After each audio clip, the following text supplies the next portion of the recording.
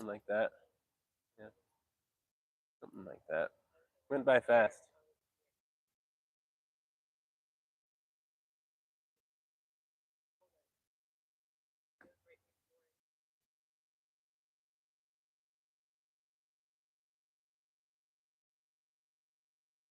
Yeah. Right. Right. Yeah.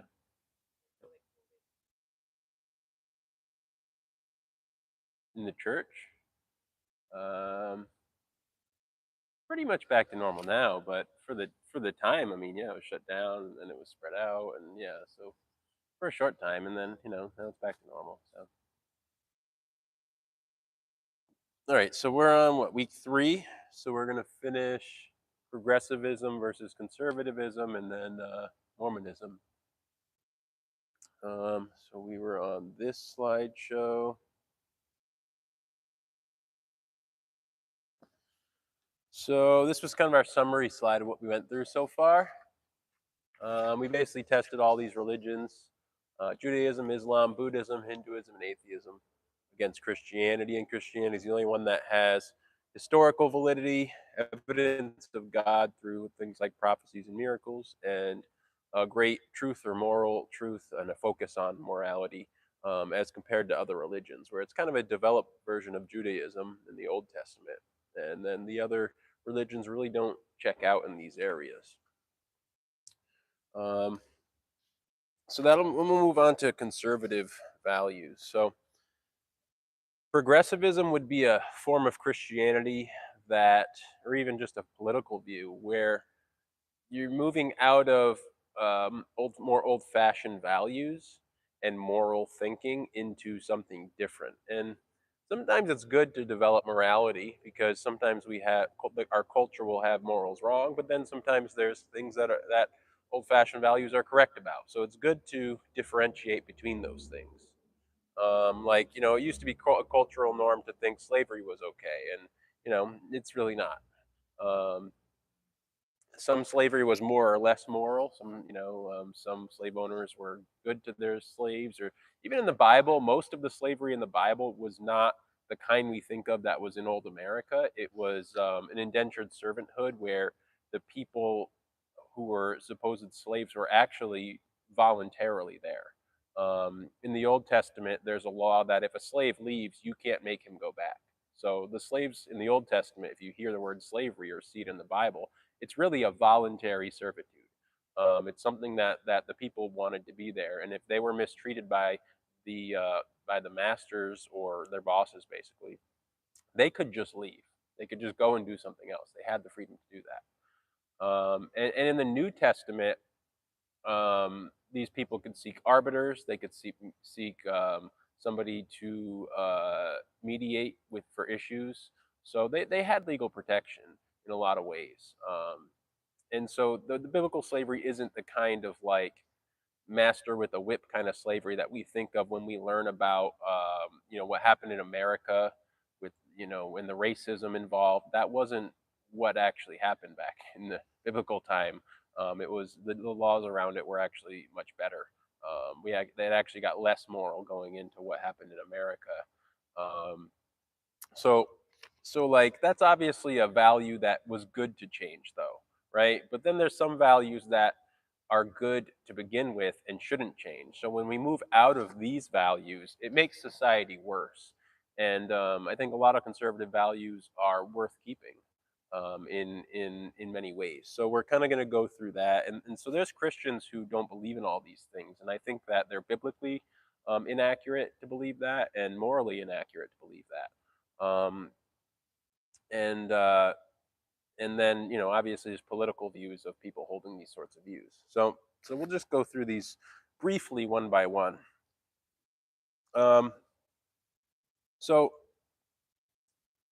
so Matthew 5 says this: you are the salt of the earth, you are the light of the world. Let your light shine before others, that it may see your good deeds and glorify your Father in heaven. So basically, upholding values will help keep society in moral order and also spread the faith. So people um, see godliness in you and are attracted to the faith when you uphold good morality. On top of that, the church as a whole is meant to preserve moral values in all of society. So we play that role. Um, so the first one is faith and fruitfulness. There's fruit.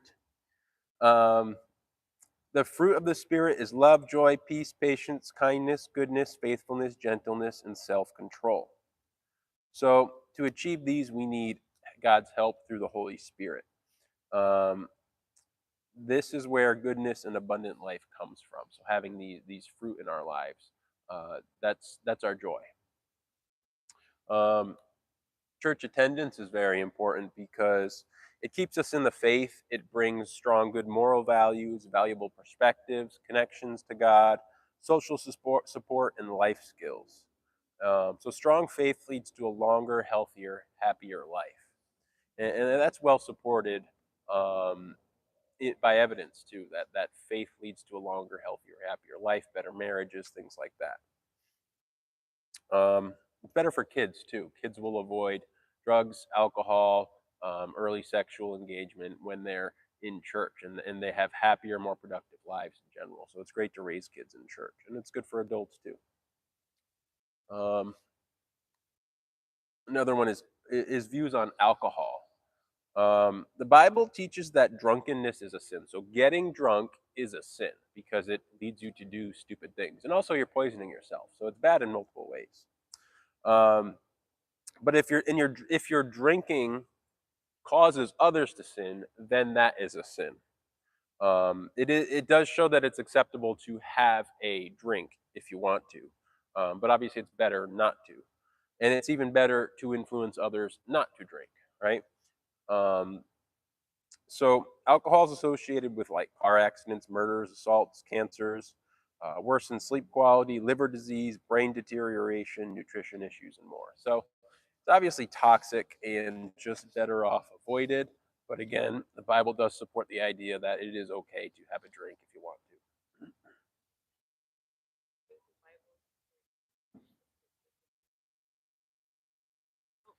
Well, all they had back then was wine, really.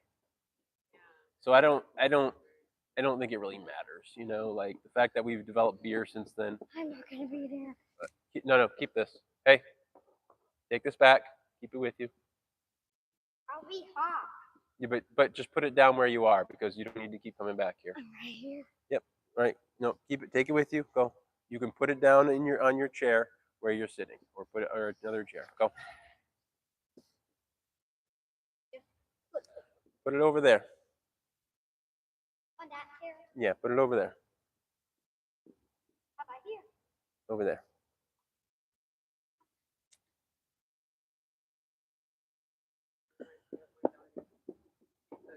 He just wants to leave class. That's what happens. He just wants to be in and out. Yeah.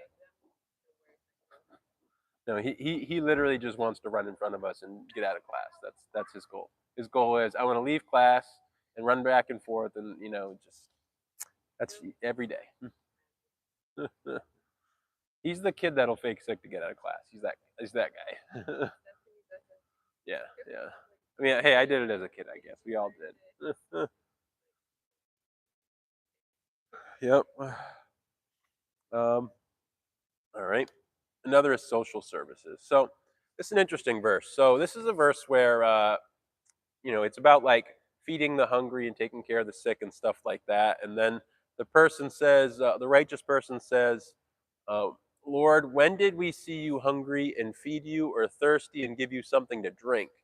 And when did we see you a stranger and invite you in, or naked and clothe you? And when did we see you sick or in prison and come to you? And the king will answer and say on that day, truly I say to you, to the extent that you have done this to one of these brothers of mine, even the least of them, you did it to me.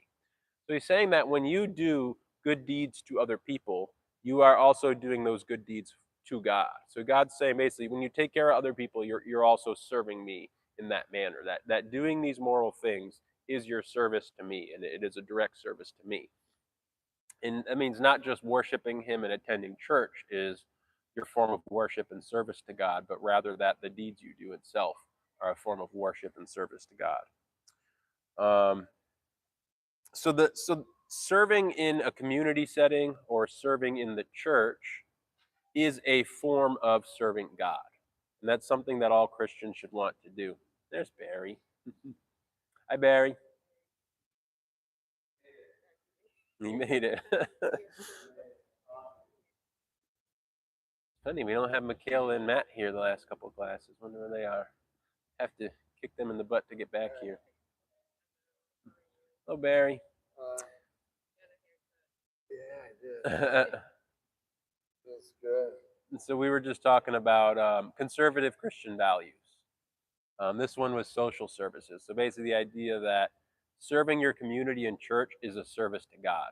So, so serving God isn't just doing something in the church and attending church. It's also in worshiping in the church. It's also just community service, serving the church in a ministry manner, things like that. Doing good to other people, taking care of the sick, needy, homeless, so on. That's all service to God. And the church is really a massive social service provider, especially for feeding the homeless. Like around the country, there's a lot of churches that feed homeless people. And a lot of these people stay alive on church ministries, serving people. There's a lot in Providence and things like that. So the best way to recover from like mental health disorders and addiction, which a lot of these people have, is through genuine human connection and a big change in perspective. And honestly, the church gives people that and offers that in a way that nowhere else really does. Like, where else can you go to change your life perspective and also find a new family to connect with? Like, the church is the best place for that. And so you see a lot of people come out of addiction in the church, and a lot of people who were formerly addicted to things in the church and formerly in a tough place in their life, and the church just turns people around. Um, and you hear a lot of people in the church who just have wonderful transformation stories that are just rather unheard of elsewhere in the world. So that's really part of our service, and that's really one of the major purposes of the church. It Um, changes the environment people that are in. yeah, a Bad big change of environment. environments. It's yeah, environment's a big part of it. I think there's a healthy balance between environment and personal choice. And I think that it's hard. You don't want to be too judgmental of people because you don't know what environment they came from. Like, yes, they are making choices too, and that matters too. But they also were in the context of an environment they were raised in and brought up in, and whatever happened to them. So you just don't know what people have been through. So you got to be careful with being graceful in that way, because there has to be a healthy balance there. Well, you want to hold people accountable, but also be graceful enough to understand that if you grew up in their shoes, maybe you'd be as bad as they are or worse. Like, who knows, right? I was lucky to be raised in a good environment with a lot of nurturing, and so I'm grateful to have that. But not everyone does have that. Some people have broken homes, broken families, broken parents, trauma, things like that. And so you never know where people are coming from. Well, that's a smart choice when somebody decides to come to church. Yeah, That's a real smart choice. it sure is. It sure is, You especially know, when there's you a need it lot so of bad. attributes that come from it. So And then a lot of healing. we're gonna get into some more of these touchier subjects. Okay, so the subjects we're gonna go through from here forward are a little more controversial. So we're heading into some controversy here. Headship is one. First Corinthians says, "But I want you to understand that Christ is the head of every man, and the man is the head of every woman, and God is the head of Christ." So it's like God, man, woman, and it's like, what's that mean? Um, this scares people to say that men are the head of a woman. Like that scares a lot of people, and they're like, it's abuse. It's like, no, it's not. It doesn't, not necessarily.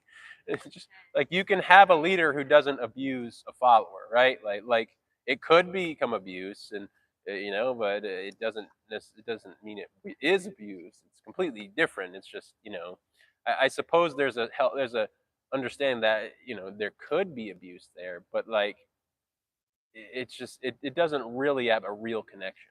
The Bible emphasizes men as spiritual leaders in the church and home, and that's really what headship is.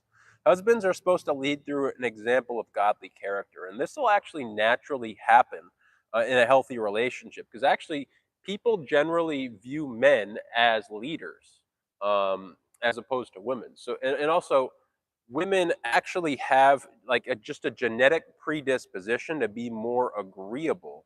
They're going to be more likely to follow rules, accept authority, and conform to other people's opinions and beliefs. And children are also predisposed that they more likely follow the father's beliefs rather than the mother's beliefs. And so men are naturally in that leadership role. Also, men are also just more stubborn. They will just follow their own thoughts rather than conform to what society or other people say. And how do we know this for a fact? Who's in the prisons? Men, right? They're the people who rebel. They're the people who don't conform. They're the people who don't do what they're told, right? So women are generally more followers. You also see this in like IQ statuses. Men will have you'll have more men with a far low and far high IQ. They're actually on average equal, but there's more men with a very low IQ compared to women. That's because women in school will just do what they're told. Whereas there are some men who aren't good at school who will just not do what they're told. Therefore, their IQ stays lower. They don't grow in intelligence as much. But likewise, there's also stubbornly intelligent men who doggedly pursue intelligence. And so you also get some men who are stubbornly smart. So you get a bigger spread on men because of their stubbornness. So that stubbornness can be bad or it can be good. And in the faith, men are supposed to be spiritual leaders because they're supposed to be stubbornly faithful. Okay? They're supposed to be well set in the faith. And the women who is more likely to be a follower should follow that. And the children who will follow the father should follow that. And that's actually the goal God has. He made men more stubborn and to be stubborn leaders who will never be pulled away from their faith. And obviously, if you get a man who's not in the faith, that's obviously not good because they're going to be harder to pull into the faith than a woman would be. I know your example. Um, but do your best to lead your children, and it doesn't mean that you need the father doing the right thing to lead your children into the faith and into the truth, but it certainly helps, right? Um, so this headship, it's not about the man being whatever the man says is the right thing. And it's not about following. It doesn't mean a woman should follow immoral, untrue, or evil things a man is doing. It's not about that. It's about the fact that the man is supposed to be the spiritual leader. A saved man should be taking the initiative to lead his family in the faith. That is what headship means. Okay, it's not about abuse. It's not about the woman has no rights. It's just spiritual leadership. That's what this is meant to be. Okay, so this is also it's in the context. This isn't a male female thing. This is in the context of a marriage and family specifically. Okay, it's not like I have a head authority over Burley because I'm a man and she's a woman. She's not my wife. I am not her head. It says no, it's not me and her. It's me and my wife. I lead my wife and my family in the spirit, and I don't have that headship over Burley or her children or family, right? So it's specific within that family structure. So that's another important thing to understand. Um, and so when you understand it that way, you go, oh yeah, it's not about abuse, it's not about misogyny, it's not men being greater than women. It's really just there's genetic differences that God made us with, and God is putting the expectation of putting everybody in their strong suit where they're supposed to be, right? Yeah, more or less what it's saying that the man has to lead by example. Absolutely, right. You Because know, you can't force anybody to believe or do anything, but you can set an example yeah, always. you're the one that has to set the bar, like in attitude, being nice, being kind. Yeah, It's not about. I don't think it's saying, this is what you got to do. Saying it like this. yeah, Yeah, right. it's not a It's not supposed to be an commandment. abusive thing, No, right? it's not that way. It's just, you have to show, the Christianity that's supposed to be. You lead by example, and that's Yeah, true good leadership. yeah, Setting the example, having the discussions in a respectful manner, things like that. yeah. And if your spouse you know, doesn't pick up on them and that, you just can't condemn them. Right? You just have Yeah. to find another way You, to, you you lead them, and they'll see the truth as time goes. That's the yeah, idea. like my wife, I teach her, like I don't teach teacher. I keep being nice, being kind. I deal with situations that are very difficult, and she sees me how I delegate these things, and she becomes more like me. Yeah, I yeah, don't have to. She just sees it, and from time over doing them over and over and over, and eventually, we it's imitate true. each other. That righteousness saturates the environment. It It goes into the does. people around Yeah. you. We And we even if they don't believe, you will mold the people around you, even if they don't believe, because they're going to just follow your example because they see it's right. They see you're doing the right things, when you do it at least, they do follow. yeah, and you don't get mad if they don't understand or they're not getting it. You just go about your business. Right. You know what I mean? Till next time, you go to deal with something with her or anybody.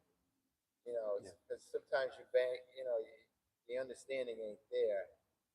She has a different opinion. You're like, all right, okay, that's Yeah. good. Sometimes as a leader, you do let things go too. You know Yeah, how to no, let you things have to go let and things go.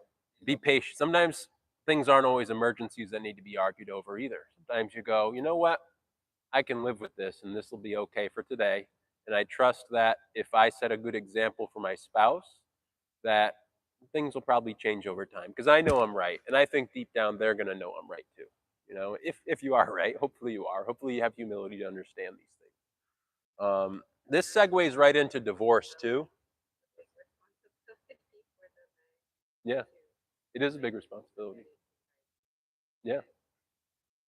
I think And it also says the man should love the woman the way Christ loved the church and that he laid down his life for her. Like the man is supposed to serve the woman in that way. So it is a very much a mutual equal relationship, but the man is supposed to be the spiritual leader because again, he's designed to be a stubborn leader, a stubbornly good leader. That's what he's designed to be. But this segues us right into divorce. Now, it says God hates divorce, so you should hate divorce too, right? And the word should never be used in marriage. Jesus says, "And I say to you, whoever divorces his wife except for immorality and marries another woman commits adultery." So immorality meaning sexual immorality is the idea. Um, so what's happening is in Deuteronomy 24, like adultery and things like that. Yeah, sleeping with another person or yeah. So in Deuteronomy 24, there's a law in the Old Testament that says if a woman finds no favor in a man's eyes, he can write a certificate of divorce to her. And so there was a big controversy in Jesus' day. Is like, is finding no favor mean that she's just ugly, or she just isn't doing the chores around the house? Like, can we divorce her for any reason, or is finding no favor just that she's sexually immoral? She's impure in some way. She's cheated or had adultery, or she's lied about what she's done, or something like that. Like, where do we draw the line? And Jesus is really saying, no. It's really meant to be just about something like adultery, something very serious. Like you can't just write divorce for any reason. I mean, what he's saying is if you leave your wife for something that's outside like sexual immorality, that's an illegal divorce because the law doesn't allow you to leave for any reason at all. It only allows you to leave for these specific severe reasons, like very good reasons to actually divorce someone. So he's saying that if you leave for one of these unlawful reasons and marry someone else, your divorce was illegal. Therefore, if you're marrying someone else, it's adultery because if you haven't actually divorced by legal grounds, then you're committing adultery, right? So that's actually what this is about. That's the more specifics about what this is about. It's addressing this debate of is it divorce for any reason or divorce for adultery, and where does the divorce and remarriage come in? You need a legal divorce, one that's valid in the eyes of God and in the eyes of the law that's written in the way it's meant to be written. Um, so that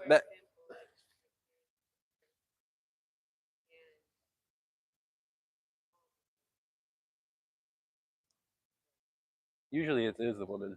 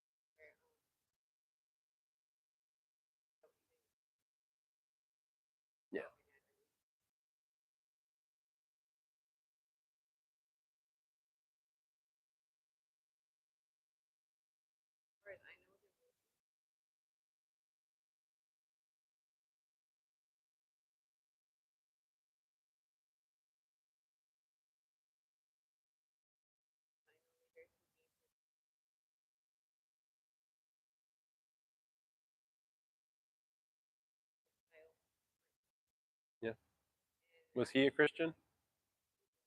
Yeah. Yeah. The next verse actually addresses that situation. Um, so we'll get right to that. Hold on. Jesus also says after this, because of the hardness of your heart, Moses permitted you to divorce your wives, but from the beginning it was not like this. So, in other words, God compromised with man by allowing divorce for these like severe reasons, like adultery, right? Um, and but God didn't want it to be that way. It wasn't meant to be that way. We're not designed for divorce. Although in this crazy world we have, you get crazy situations like that where people just do terrible things and check out and leave and don't want to try and adultery and things happen it, so God allows those reasons. Um, but Paul adds another reason too. So this isn't exclusive. This isn't like the only thing apparently because Paul adds another one later. He says, if the unbelieving one leaves, let him leave. The brother and sister is not under bondage in such cases, but God has called us to peace. In other words, if your spouse is trying to leave you, if you have an unbelieving spouse who's trying to leave you, you are not morally obliged to force them to stay in the marriage and not sign the marriage papers or something like that. You can, if there's no reparation, you can let them go and have peace with it. And that addresses your father's situation where she was checked out and ready to go and just wasn't committed to fixing the marriage. He tried to repair it. He did the right thing there, but she was just not allowing it to happen.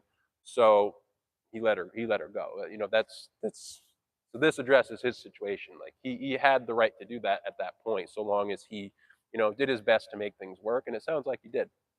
And it's unfortunate, but it happens. People are in pain. They're hurt by things that have happened, and some people don't want to try anymore. And it's not right. You should always try. You should always put in the effort. You should always love your spouse no matter how they're treating you. I mean, within reason. Obviously, if you're getting abused and you're going to die from being physically abused by your spouse, you should like get out and get safe. Get out of the house and become safe. And you probably shouldn't go back to that person's house ever. You should never be in that person's presence in that sort of situation ever. Like, because guess what? It's just going to happen again. I've seen it happen. Like, someone got abused, they split up, she got back together. There was this wonderful, glorious testimony of how God saved their marriage after this. Then she got beat again badly. It doesn't. It's just there's no point. I think that taking that sort of risk is good. Like, just leave. Don't go back. Like, you know. So like I honestly think that there are situations of very extreme things where God's going to be pretty understanding of that girl for filing for divorce, right? And rightfully she should file for divorce, I would say, even though there's not sexual immorality there. Again, I think Jesus' context of his discussion was within context of the question they were asking about Deuteronomy, and I don't think it's exclusive. I think there's situations like that are very rare that make divorce okay. um, but that is rare, understand. Like most divorces are over like people just don't want to try anymore. Like they're just like sick of working on themselves and working on their spouse, working with their spouse. People just don't want to try, and like you committed before God to be with this person no matter what. Like so long as they're not like killing you or hurting you so badly with adultery, like you should really try to stick it out, and also not be so sensitive. If they're just doing small things that irritate you, you need to get over yourself and live with the person you've chosen, even if they, I don't know, leave a mess on the floor sometimes. Like you got to find ways to make peace with yourself. And a lot of issues in divorce are like small things, like, oh, they make a mess and don't clean it up, or oh, they spend the money on some little things that I don't like them to spend on. And obviously there's terrible issues too, but most of the issues are kind of small and could be let go if we'd get out of our own way and have peace within ourselves. So it's just people sinning by not working on their issues and not being truly committed to what they vowed to. And you don't want to break up what God put together, and you really do want to become a responsible person with peace, patience, kindness, love. Right? And you don't have to be treated good in order to treat someone else good. That's what taking up your cross means. It means that someone else doesn't have to treat you good in order for you to do the right thing. Okay? That is literally what we're called to as a Christian. Um, the Catholic faith calls marriage a sacrament, which means it's like this thing that represents God's grace and holiness.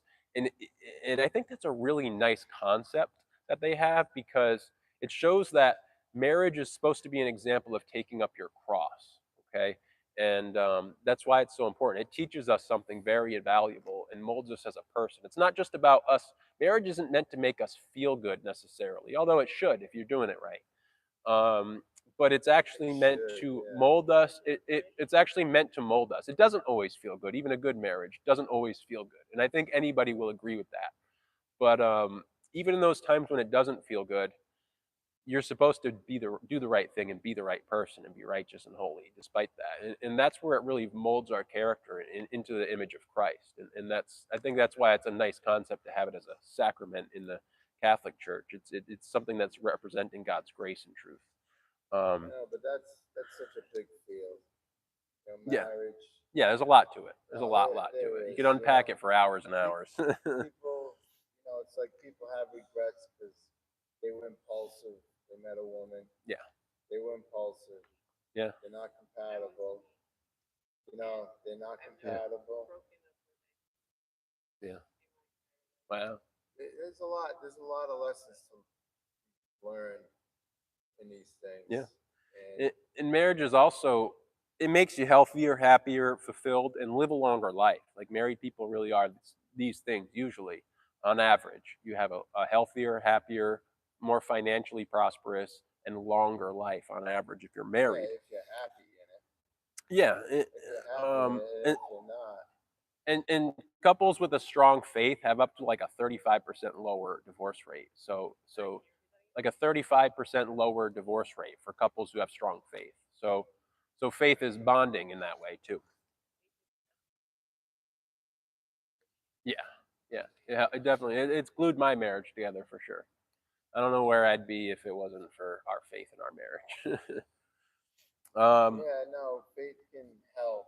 yeah, You know, yeah, yeah. but if you don't have someone that has the same faith, It's a challenge for sure. and if you do things all alone by yourself all the time, you married somebody to do things with, and be there for each other. And if it's not like that, then It's challenging. it's Absolutely. not anything to.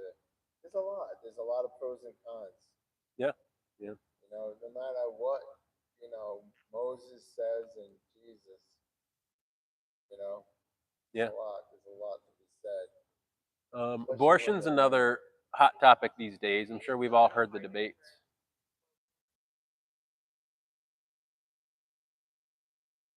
Men are more stubborn, so it's harder. it could be the other way around. Yeah, yeah. Oh, certainly. It could be There's vice people, there are versa. people who are exceptions to the generalizations that I'm saying for And sure. God says we're all under the same trials. Yeah, You know, yeah. Oh yeah, definitely. I mean, it goes both ways, but there's genetic differences that are generally true for most people. There's some women that are more sophisticated than men, and Oh yeah, there's more men yeah. that are more sophisticated than women. Hmm. Yep. We learn as we go. Some people grow and some people don't. What would you guys say the abortion debate boils down to? If you could say that there's one main issue, what do you think it is? What abortion is? Abortion. What's the main issue in the debate? Like when people debate whether abortion's right or wrong, what's it boil down to? Choice. Choice?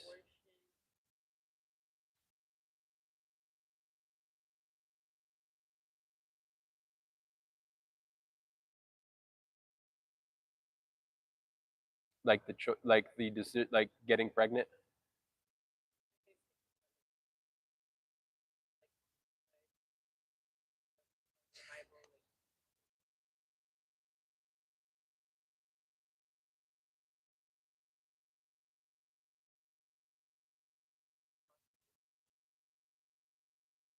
Yeah, there's a law about that. Yeah, there's a law in the Old Testament that if a woman is pregnant and they hit her and make the baby die, that person will be punished for killing the baby. That is an Old Testament law. So that's there. Yeah. Um, right. A medical type abortion with drugs and surgery. Yeah. Yeah. It happens a lot. Yeah. Having a baby outside of marriage is the context a lot of times. Um, I would say that this debate boils down to one thing. whether you believe that unborn baby at conception is a human deserving human rights or not. Like that's really what it boils down to. Is that a little person who deserves not to be murdered, or is it not a little person? It's a little clump of cells that we can just destroy, and it's not murder. That's basically it. What it comes down to. If you really boil it down to the root of it, that is it. Is that little conceived little clump of cells, that little fetus thing, you know, and it quickly looks like a human, but at first it's just a ball of cells, right? Is that human? And does it deserve human rights and human protection against murder and destruction? Yeah.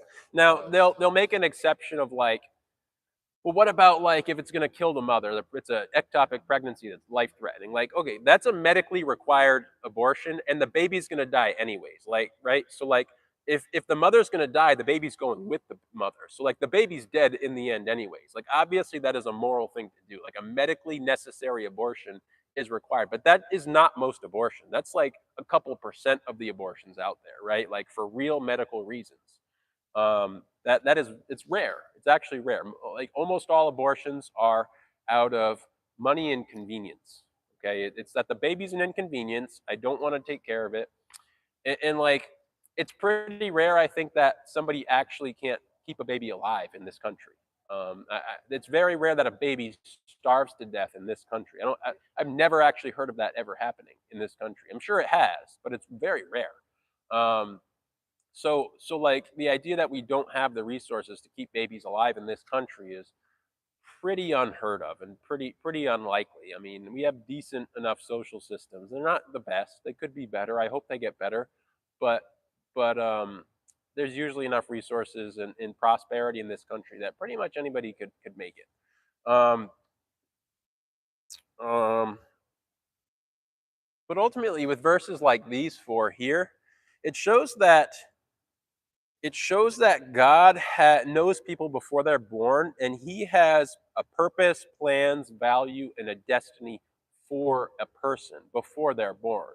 So, the conservative Christian view is that at the moment of conception, as soon as the sperm hits the egg and that fuses to make a new DNA, that little ball of cells has a different person's DNA, right? It's DNA within the mother of a different person. It's a human being, it's a living thing. So, by a scientific definition, that little clump of cells is a living thing. It is considered alive because it has cellular metabolism that responds to its environment. It has its own DNA, things like that. So it is a living thing. Whether you want to give it human rights or not, it's a living thing by a scientific definition at the moment of conception. And God has a plan, purpose, destiny, and value for that human being who is going to be soon outside the womb and grow up into an adult and live a full life. And so to destroy it is destroying a human being that is alive with human DNA that has a plan, purpose, value, and destiny. And so we view this as immoral to kill it. And it's like I guess at some point it's not going through pain, but then at some point it is. Once the thing has like a heartbeat and a little like early brain, and it starts to look like a little person, and then you stick a tube in there and rip the thing to shreds with a vacuum, like that really crosses that starts to cross a line, right? I'm sure it feels pain. Huh? Yeah. I'm sure the And a lot of mothers regret abortions too later on, and fathers too. I'm sure the fetus feels something. Yeah, Yeah.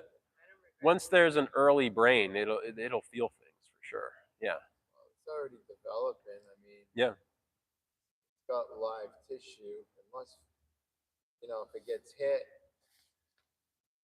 like I mean, you can kill the baby if you hit it, so it must have right. feelings. So abortion happens because of sexual sin. Usually, a lot of them are sex outside of marriage. But so we're going to start to put these things together now. All sexual sin damages psychology of individuals and damages families and society in general. Sexual sin is a big damage on society, right? The purpose of sex is to bond two people together for marriage and create a family and hold that family together. So it's meant to glue the mother and father in the marriage, okay? And so what happens is if you glue yourself to someone, then pull yourself off and glue to another and pull yourself off, and eventually that glue is no longer sticky. People who sleep around have a higher divorce rate. The bond that sex is supposed to bring breaks down, and then marriage and sex is just something worth throwing out. You've practiced divorce 100 times by the time you get into a marriage because you've gotten with someone and broken up with them. You haven't committed, and you come in with all this baggage and broken mental ideas of what a relationship is supposed to be, and the marriages don't work out anymore. And sexual sin is a big component of that. People who abstain from sex until marriage have an over like 90% success rate in marriage compared to the average of only 60% success rate in marriage, or even I would even say not success, but that's divorce rates. Okay, like only 10% of people who abstain from sex get divorced, whereas normally it's about 40%, right? But a successful marriage isn't just not getting divorced; it's also being happy and fulfilling God's purposes for that marriage, right? So success and failure doesn't just hinge on divorce. I'd say even if even if 40% of marriages end in divorce, I would say that 60% of marriages are failed marriages, even if they don't get divorced. I'd say the majority of people are not succeeding in marriage for what God intended it to be. Maybe even more than 60. I really couldn't tell you. But God intended marriage to bond two people together, to be something that represents holiness and taking up your cross, and to build and retain a family, and throughout your lifespan to serve your family, even as grandparents. You get to an age where you might be a grandparent. You're supposed to be serving the family that's still there, your children and grandchildren, right, and be a support system. So anyone who's had kids will tell you it's really nice to have supportive grandparents.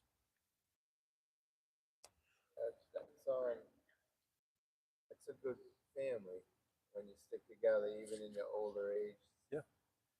There for the kids, making sure everything's right. And then if you don't have fathers around, the children, higher likelihood of crime, higher likelihood of poverty, higher likelihood of mental challenges and lower IQ and things like that. So having a broken home is important. And if you imagine that if everyone followed sexual sanctity, the marriage bed is to be held in honor among all, and it's to be undefiled for fornicators and adulterers. God will judge. So if you imagine all society waiting until marriage, you will have no kids born out of wedlock. You'll have a lot of people not going to prison because they've had proper discipline in their life with two parents. You'll have a lot of kids with higher IQs, a lot less ADHD, a lot less environmental issues that in life that come from environmental problems, a lot less poverty, a lot less people educated and intelligent. If you just fix this one thing, all that gets resolved. If you just follow God in this one way, if society would just do this one thing, this is probably the thing that would fix society the most. If you could fix one thing in society, this might actually be one of, if not the most productive thing to fix in a society, which is pretty incredible. It's tough because we're all mixed as a community. Yeah, We're all mixed together. yeah, You know what I mean? We're not on. right. Not everyone believes this, right? And so yeah, you can't convince everybody of this. Yeah, you No, can't even convince a lot of Christians of like this. now we go to these public schools, we're all, you know, Yeah, sex, drugs, rock and roll.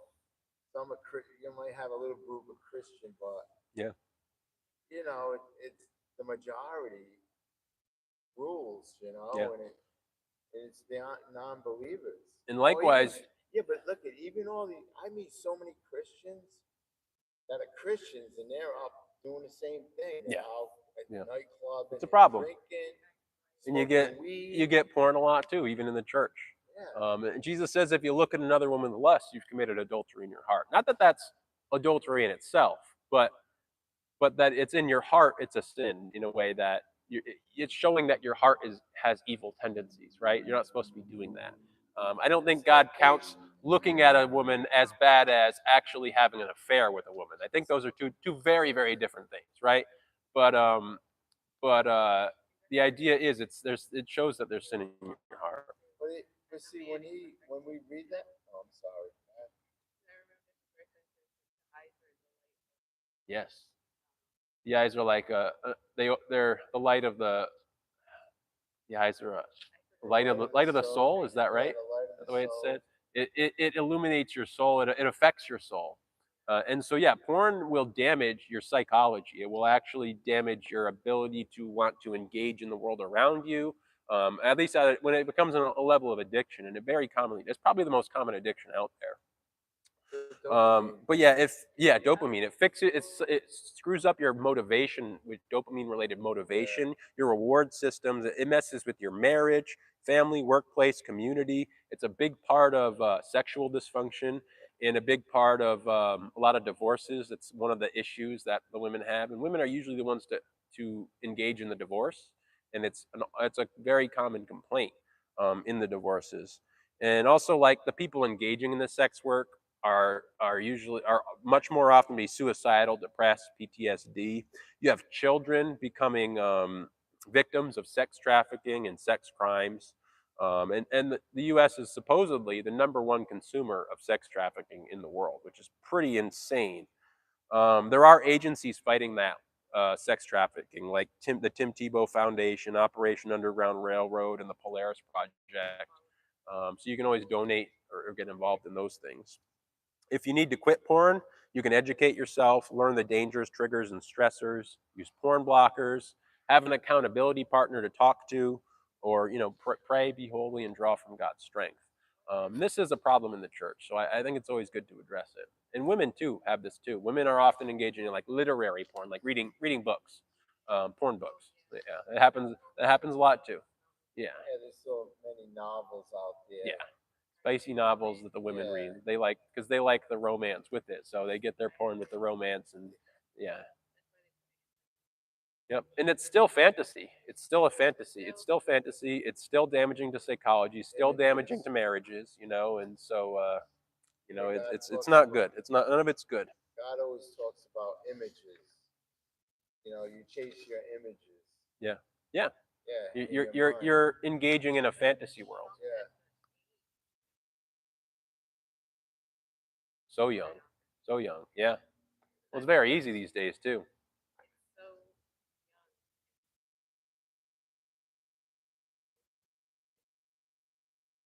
Yeah. Yeah, yeah, that's an issue for sure. Free access to the internet, and some parents just don't even think it's that bad when it is. It is that bad, you know.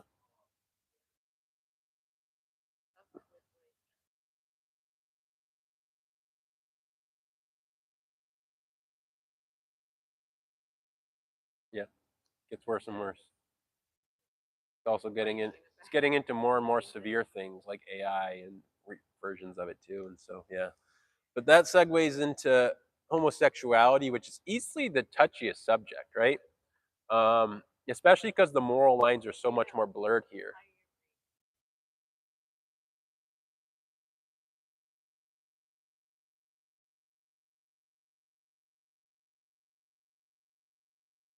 Oh yeah, because exposure brings you to new things that you haven't otherwise looked at. um, it's a touchy subject, and so like the way I view it, it's a sexual sin, just like the way that a lot of the church does sexual sin. Like it's no more sinful than like pornography and adultery and fornication and things like that. So it's important to keep that in perspective for one. Like as of the church, I think the church really should clean themselves up before they criticize others. Okay. Not that you can't just stand for truth and also work on yourself at the same time, but it's important. No, no, no, I'm good, thank you.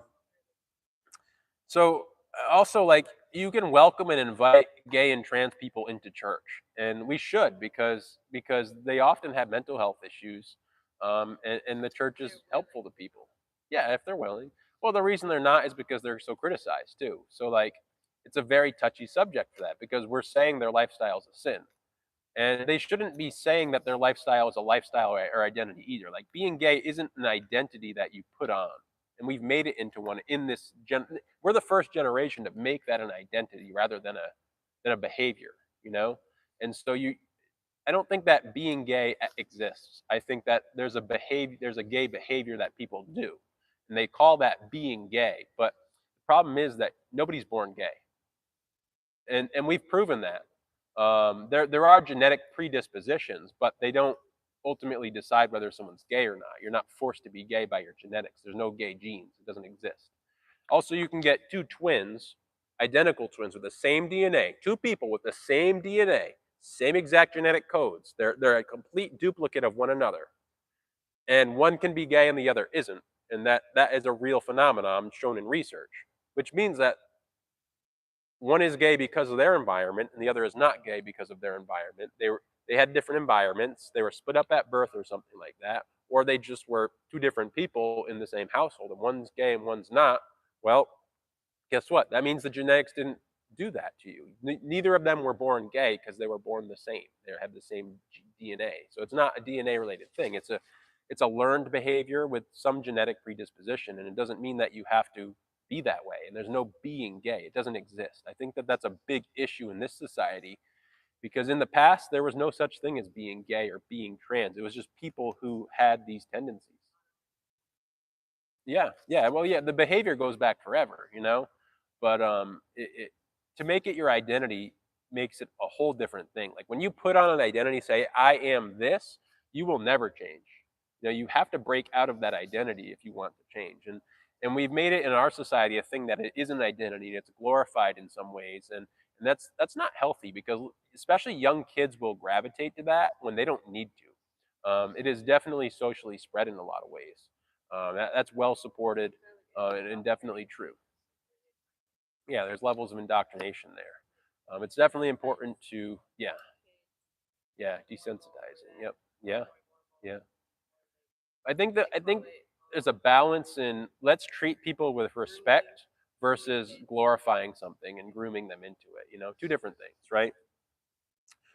Romans 1 says describes women and men who, quote, exchange the natural function for that which is unnatural, men with men committing indecent acts and receiving in their own person the due penalty of their error.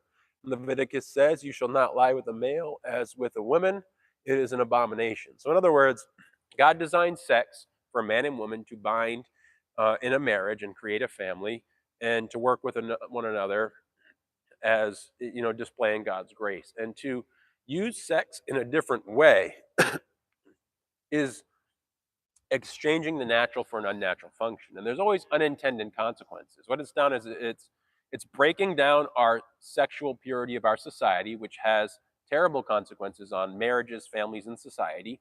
To start treating sex like it's a toy rather than what it's meant to be used for. And I think that even gay relationships can be more or less moral, but regardless, they're generally less moral. There's a lot more issues going on in those, a lot more um, fornication, sleeping around, mental health issues associated with it, also STDs, and things like that. And also people regretting what they've done. Some, you know, if they have a sex change operation or they go trans and then change their mind, they've, you know, committed to things that are sometimes irreversible or life altering. And so there's a lot of issues that go into it. And to just push children into that is very dangerous. And again, anytime you swap a natural for unnatural function, there is easily unintended consequences. And I don't think God makes this labels this as a sin for a bad reason. I think there's a good reason. I mean, certainly there's worse things you can do. You know, as far as like if you have two gay people just having a happy monogamous marriage or relation, if you well, we wouldn't call it a marriage, we'd call it a relationship. Um, you know, even if maybe they can have legal rights to marriage, that doesn't bother me even. But you know, like it's fine. But in the church, we wouldn't call that a marriage in the eyes of God. It's just definitions that are less important. But I don't even think that's the most immoral thing you can do. But the impact on society is there in general, and in the church, it's not something that the church supports for that reason because you know I think again the Catholics having it as a sacrament is great because it really is meant to be something that displays God's grace for having a family and bonding two people together for that purpose and so that's the idea of it.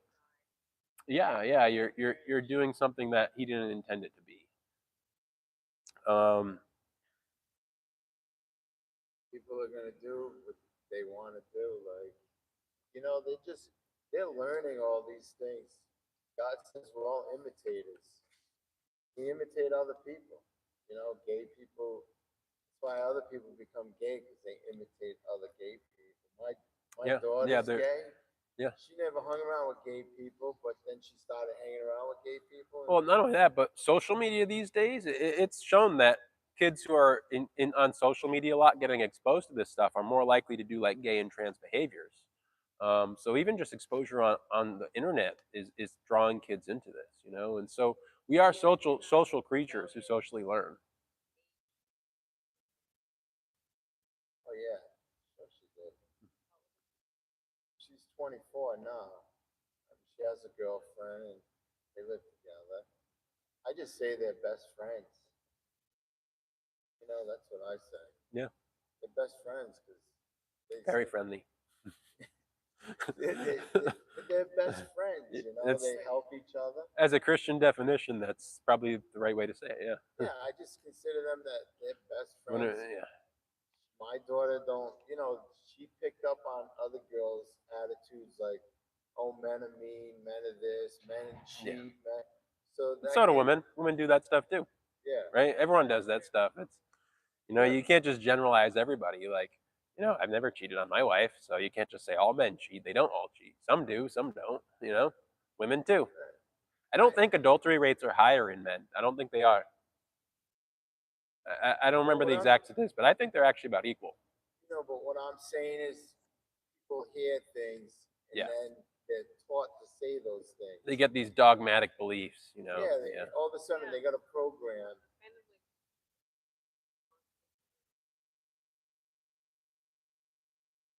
yeah, and they see it as naivety and not strength, and that's not true. It is strength, and it is discipline, and it's better for your life. Yeah,